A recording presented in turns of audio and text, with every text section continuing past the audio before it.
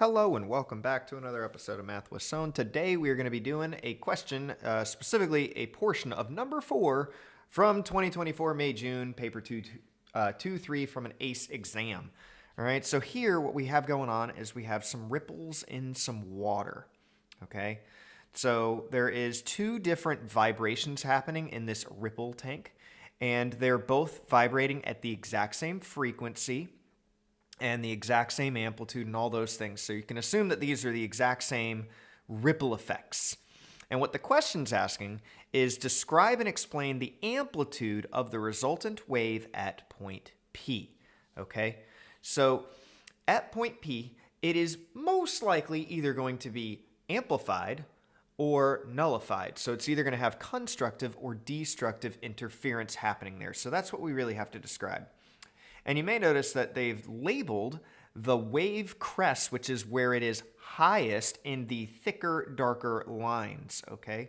So that would be where it is not brightest because it's water, but if it were light, it would be where it is brightest or where it is the highest amplitude, all right?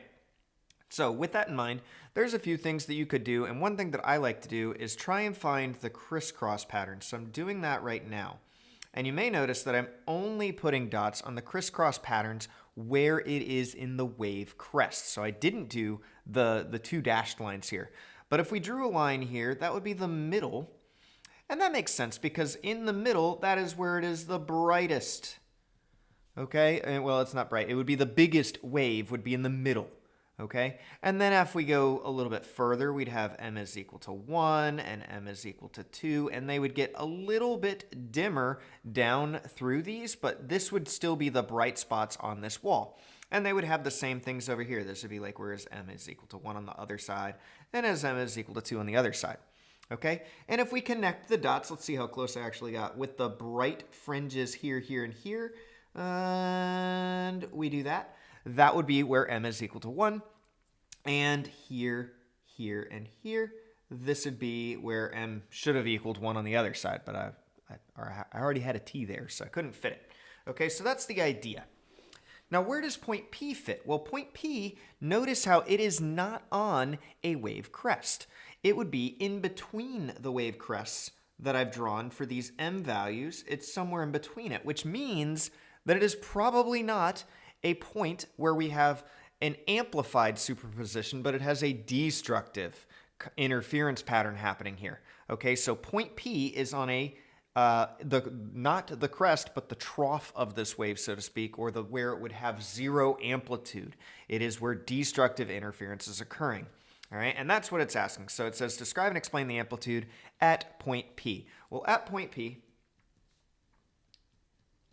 it is in superposition, but it is going through destructive superposition. And why is it in destructive superposition? You can't just say wave crest and wave trough and things like that. You could try, but this is a 3-pointer, which is kind of actually unusual for an AICE exam to have 3 points on a paragraph. Normally, I only see like 2, all right? So when it is in constructive interference, that would mean that the waves in distance between one another are perfectly like 1/2 of a wave, one full wavelength apart, or the exact same amount of wavelengths. So I'm going to draw that in a highlighter here. Let's say at this spot right here, which is not point P, that means the distance from here to here and the distance from there to there is 1 wavelength apart. That is what is causing them to be constructively interference. It might not be 1 wavelength, it might be 2 wavelengths or 3 wavelengths, but it's a whole number integer between these two to form constructive. So constructive is a full wavelength apart of some amount. It could be 1 wavelength, 2 wavelength, 3 wavelengths, so on and so forth. This at point P is destructive,